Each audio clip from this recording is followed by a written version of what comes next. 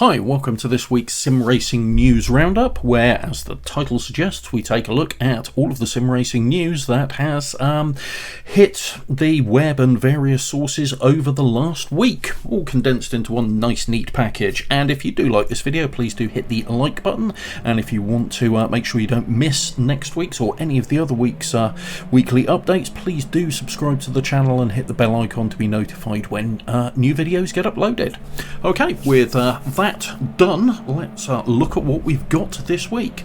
So kicking things off, we have RFactor 2. Now, unsurprisingly, as we had a big update, the Q3 release for RFactor 2 very recently, there's been a hotfix put out for it. So they've tweaked a few things, nothing major. There's been a few tweaks around the Caterham Academy, around the i30N, and going back a bit, the Corolla BTCC. Minor stuff on the Mini Cooper as well, but most of it is cosmetic, so for the most part everything's exactly where it should be. The main one that stood out to me is that the caster has been set to 6 degrees on the Caterham Academy. I didn't notice what it was before, but you should find that it self-centers more with that the 6 degree of caster, so you should find a bit more self-centering in that one. Moving on from that, we've got news of an upcoming open world sandbox racer coming to PCs and consoles at some point in 2023. It's called Wreckreation, a play on the word wreck. It's from THQ Nordic, and they are describing it as a fully customizable racing environment limited only by content and space, and the space, the game map, which they're calling Mixed World, is absolutely massive, 155 square miles. And to put that into context for anybody who knows, that's about 4 times the size of the Forza Horizon 5 map, so absolutely huge. And it does look as though you can do a whole range of really silly stunt-based and recce-based stuff in here. I wouldn't expect a serious sim in terms of driving physics. This is not really what it's going for. It looks as though it's going to be more of an arcade-based bent towards it, and with the emphasis on having fun, doing stunts, crashing a lot. So think more Wreckfest, that kind of thing, rather than anything along the lines of BeamNG. So, but it looks interesting. We shall have to see what comes of it when it turns up. And speaking of new releases that have Wreck in the title, Wreckfest itself is heading to mobile. Now, no word on the exact release date, unless I've missed something since the 13th when they put the video of it out, and I'll leave a link to the video down below. As with all of the news, links in the video, links to videos and websites and info down below. But yeah, basically they are tweaking Wreckfest, optimizing it for mobile and launching it on mobile platforms. So this will be an interesting one. I'm actually really quite hopeful for this, but we'll have to see what comes of it. It'll be interesting to see once we get more news coming out, but the footage they put up for it, and there's a lot of gameplay on there, does actually look fairly solid in all honesty, so I'm hopeful for this one. And on the subject of new games, Dakar the game has a release date, and it's called Dakar Desert Rally. It is apparently going to feature locales from the 2021, 22 and 23 Dakar. I think I may have got that wrong. I'll link to the website and also to their Instagram where there's a load of photographs. But October the 4th, 2022, so not that long now for this one to come out.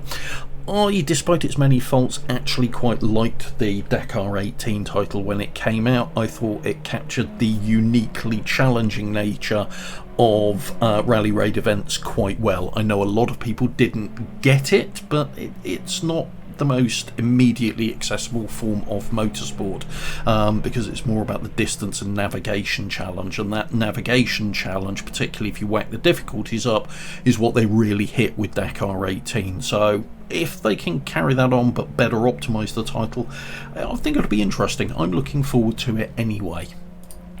We've then had an update for Race League, where they have put various fixes and improvements, and a few game crashing issues have been tweaked on this.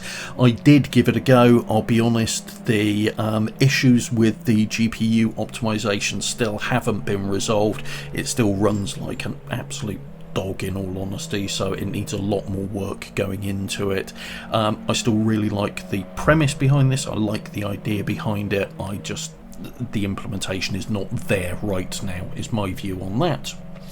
And I mentioned Forza Horizon 5 earlier. Well, we've got Forza Horizon 5's big update, or another big update, and that's Rami's Racing History. And this update landed on August the 16th, so Tuesday just gone. Added a lot of Mexican-themed stuff in there, which is kind of makes sense given the location is Mexico. So a new Forza Horizon story, new festival playlist, looking at different eras of car culture, and a load of classics being added into the shop. So there's a lot going on in there. I'm not going to go through everything in it. Again, just follow the link down in the description section below to get all of the info you need on it. Right, moving on from that, we have an update, the summer patch for Circuit Superstars. So this has added a couple of new tracks and a new car. Now, the most interesting track and car is that we now have a short oval, a short dirt oval, the Poke Bowl, and to go with it, we've got a sprint car. So it's a nice change in there. They've also put an awful lot of patches in there. They've changed the race structure around it and how a lot of the stuff around that goes, particularly the Grand Prix progression has changed completely. So lots and lots of changes, and this is a title that is maturing quite well as an arcade racer, as this kind of top-down arcade racer. It works extremely well, and I still enjoy it. It's a good little title to drop in and out of, and yeah, if they carry on in this vein, it's going to get more and more solid as time goes on. We've then got some NASCAR news, which is obviously of interest to quite a large proportion of sim racing fans. But in this case, it's the news that Motorsport Games is doing something a bit weird again.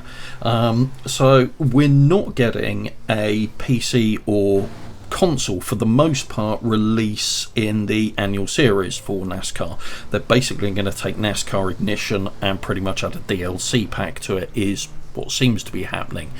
But they are bringing out a new NASCAR title on the Switch, and they're calling it NASCAR Rivals.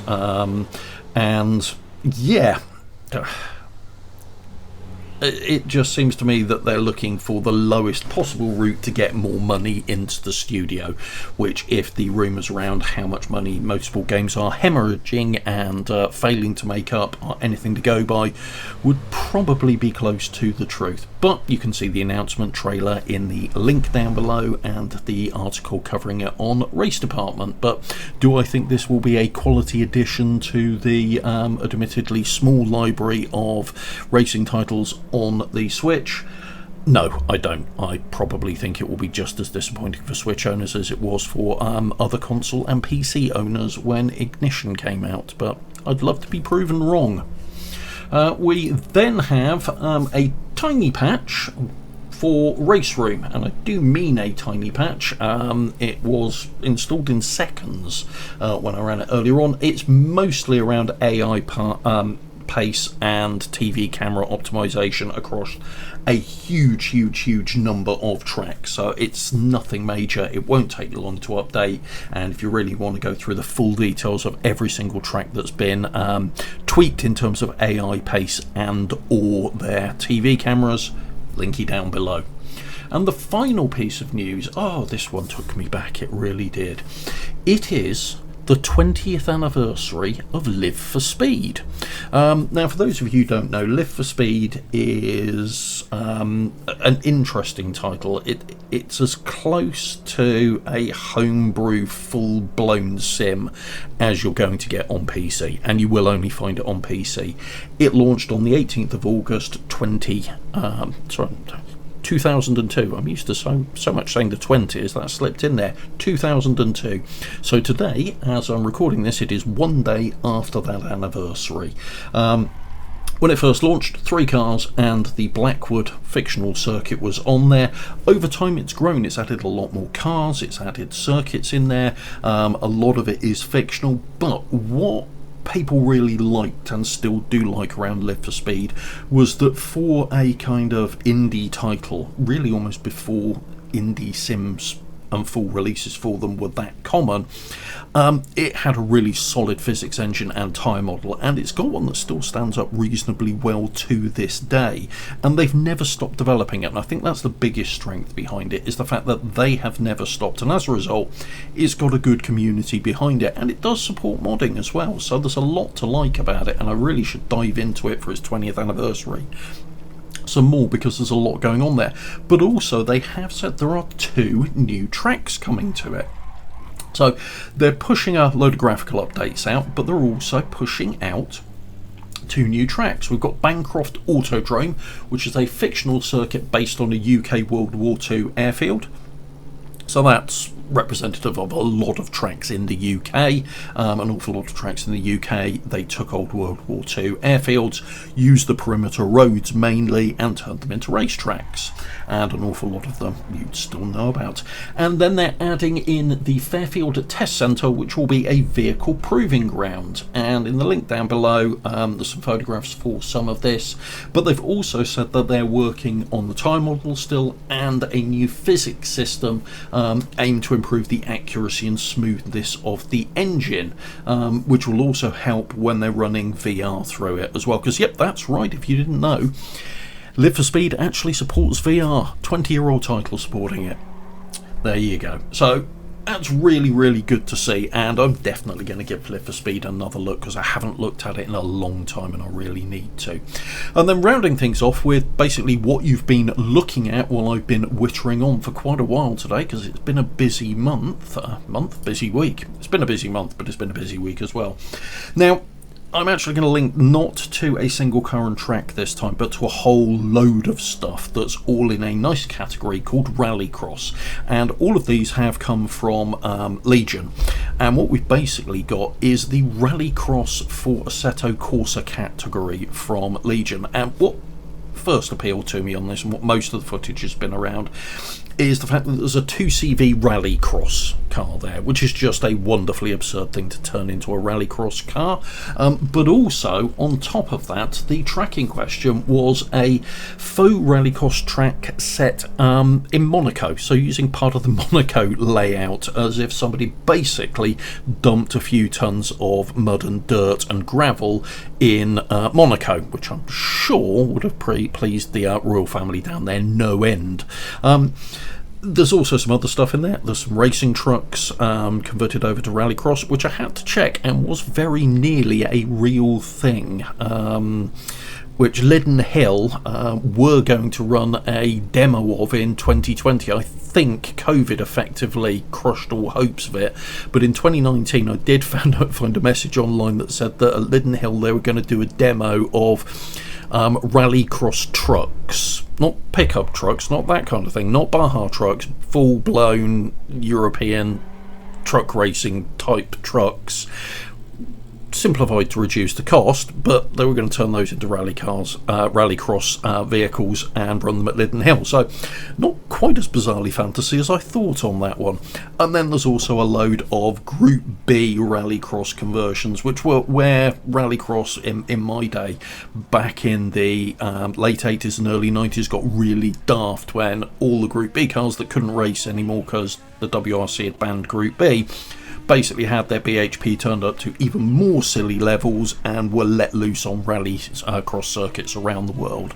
So this is a really nice load of content that is going to grow. It's well worth looking at and checking out, and it's just great fun to mess around in, and the physics in AC actually stack up quite nicely in this regard. You know, you've got some real differences there between the 2CV, that you can use the front wheels to pull everything around, and the likes of the Citroen BX Group B car, which it's almost impossible to keep the damn thing in a straight line, particularly on the gravel, because you've got that much torque going through the by modern standards primitive four-wheel drive system. So all good fun. So that's everything for this week. Hopefully you've enjoyed this. As I mentioned at the beginning, if you have done, please do hit the like button and subscribe to the channel if you want to see more like this. But overall, thanks very much for watching. Take care everybody, and bye.